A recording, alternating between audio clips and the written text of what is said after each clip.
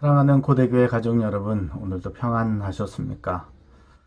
5월 4일 월요일입니다. 황금 연휴 잘 보내고 계세요? 어제 온라인 예배 후에 잠깐씩 우리 지체들 돌아보고 얼굴 보고 대화 나누고 길에서 같이 기도하고 그러니까요, 우리가 비록 떨어져 있지만 그리스도 안에서 한 몸으로 또 한 교회로 부르심을 받은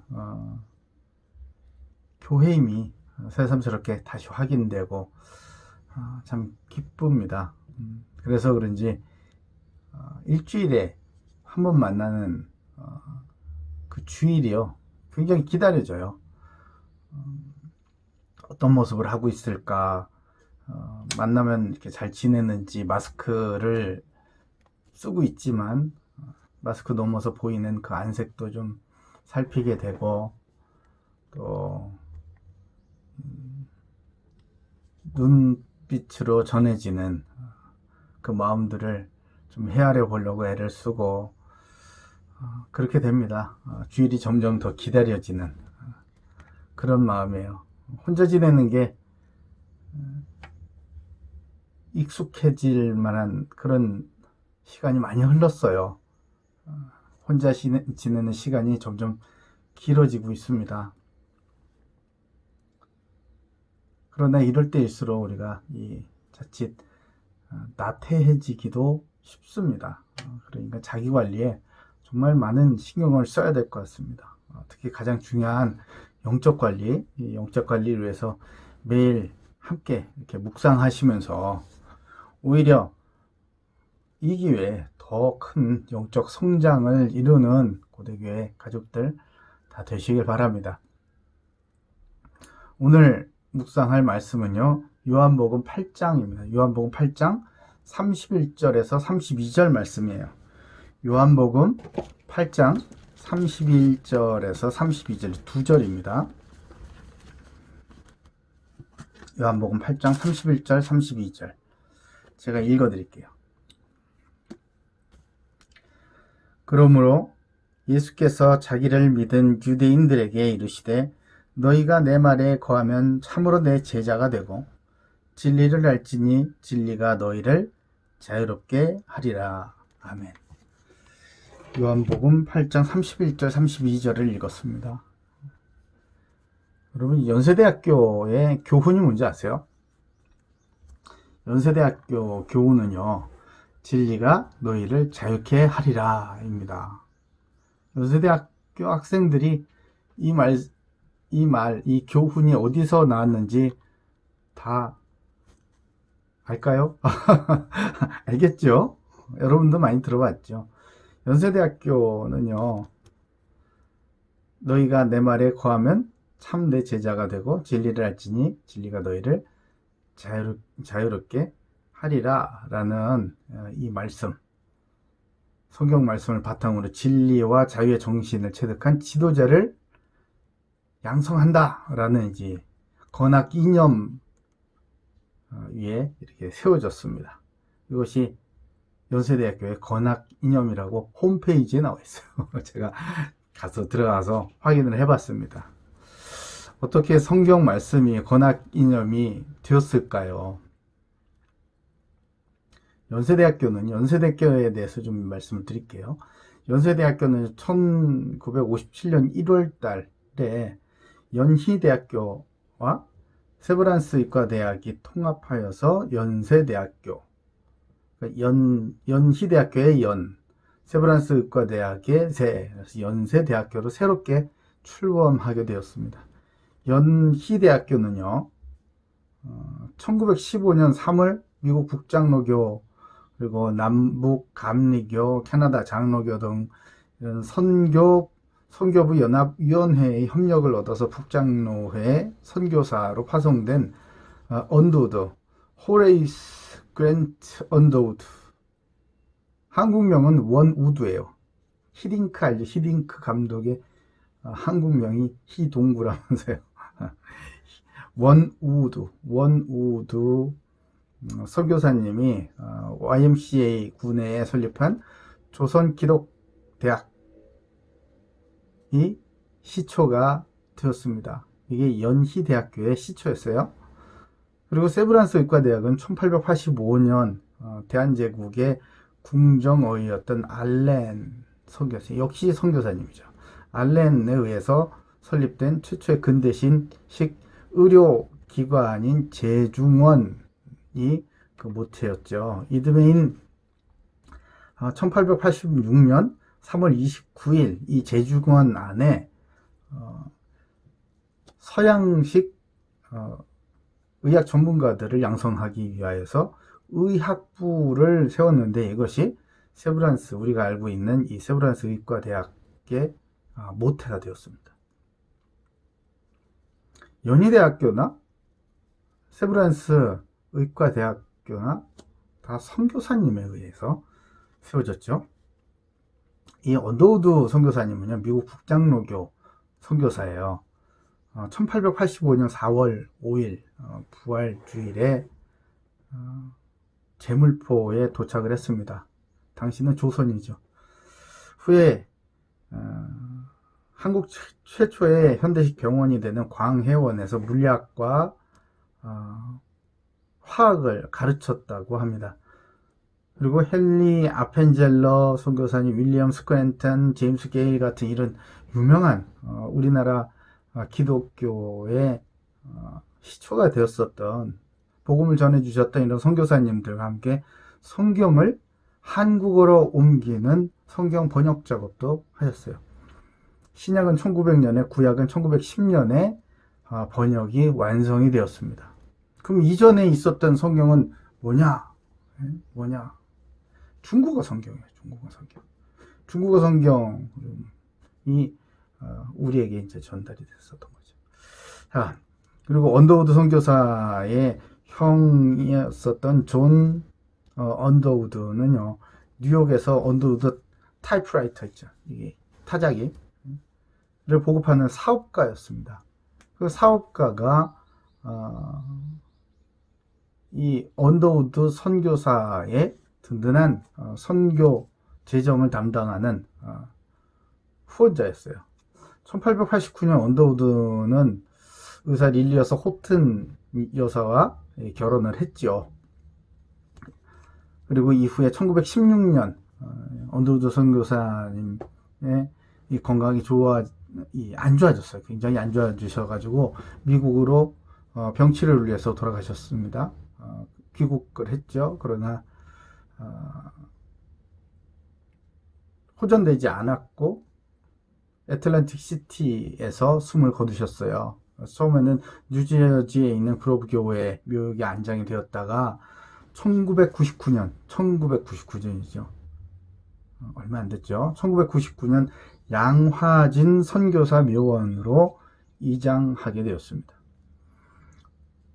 양화진 선교사 묘원 아세요? 지금은 우한 코로나로 휴관하고 있지만요, 우리 고대교회 가족들이 함께 전에부터 한 번은 가봐야겠다, 언젠가 한 번은 가봐야겠다 라고 생각하고 있었던 그런 곳입니다. 이 서울 시내에 있는 아주 중요한 순례지와 같은 아주 중요한 곳이에요. 저는 제 어렸을 때, 제가 시제보다도 더 어렸을 때죠. 아주 어렸을 때, 바로 이 선교사 공원이죠. 지금 양화진 선교사 묘원 선교사 공원이 있는 바로 옆에 제가 어려서부터 살았었던 집이 있었어요. 그 예전에 제 기억에 무슨 공원인 줄 알았어요. 공원 안에 그 십자가들, 돌로 된 십자가들이 막 있었고요. 그래서 상당히 무서워 있었습니다. 거기가 묘지라고 그래가지고 무서워 있었어요. 그러나 거기가 세상에 선교사님들 묘역인 줄 알았겠습니까? 참 하나님께서 저를 어려서부터 그런 곳에서 살게 하셨던 것 같아요. 자, 아무튼 이 원도우드 선교사님의 소천 이후에 그렇다면은 이게 끊겼냐, 선교사역이 끊겼냐, 그게 아니고요. 언더우드 가문의 선교가 이제 본격적으로 시작이 되었습니다. 언더우드의 2세죠. 원한경 선교사님은요, 1912년에 선교사로 오시게 됩니다. 그리고 1917년 연희 전문 학교에서 한국 최초로 사회학 과목을 개설하여서 가르치셨어요. 그리고 1919년 3.1 운동을 맞아서 제암리 학살 사건 등등 일제의 만행을 전 세계에 알리는 중요한 역할을 하셨죠. 그리고 언더우드 3세,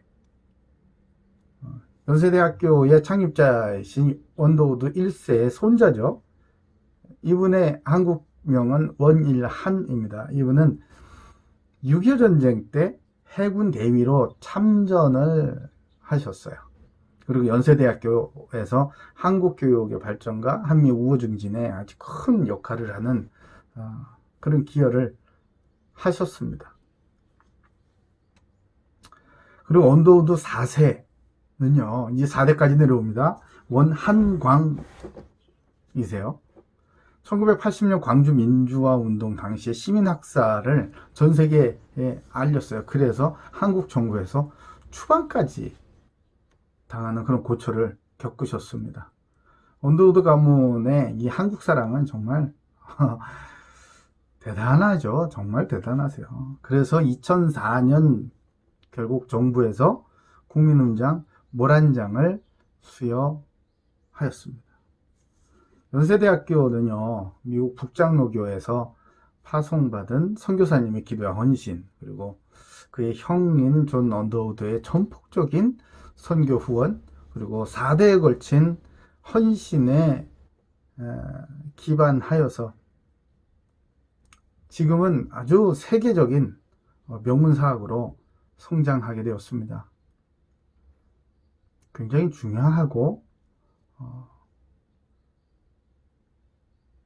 하나님의 은혜가 무엇인지 보여주는 그런 중요한 대학이죠. 기념비적인 학교예요. 선교사의 길이 남을 그런 중요한 학교입니다. 우리 고대 교회에서 기도하는 복음의 명분가라는 것이 무엇인지 보여주는 중요한 사례이기도 합니다. 그런데 말이에요, 이 언더우드 선교사님의 시작은 지금이야 이 연세대학교 얼마나 대단한 세문안교회도 세워졌고 YMCA도 세워졌고요, 그렇죠? 지금 대단하지만 언더우드 선교사님의 그 처음 시작은 어땠을까요? 하나님께서 언더우드 선교사님을 조선에 보내신 그 선교 사명을 탁 붙잡고 1885년에 도착한 그 조선의 모습은요, 굉장히 황망하기 그지 없었던 것 같습니다. 그 언더우드 선교사님의 초기 글들을 읽어보면 참 이런 정도였는가 싶어요. 그래서 조선을 겪으면서 몸소 겪으면서 작성하신 언더우드 선교사님의 초기 선교 사역 때의 초기 때의 그 기도문을 읽어드림으로 오늘 묵상을 마무리하려고 합니다. 선교사님의 기도는요, 깊은 탄식과 애통함으로 시작을 합니다.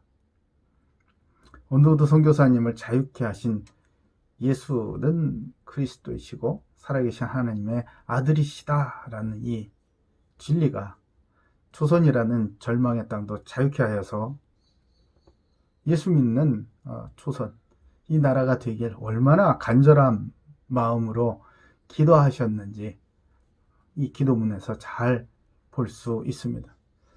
언더우드 선교사님을 통해서 전해진 이 진리가 조선 땅을 자유케 하는 열매를 맺었듯이 저와 여러분, 고대교회 모든 가족들이 전 세계를 자유케 하는 진리의 증인으로 쓰임받으시길 주님의 이름으로 축복합니다.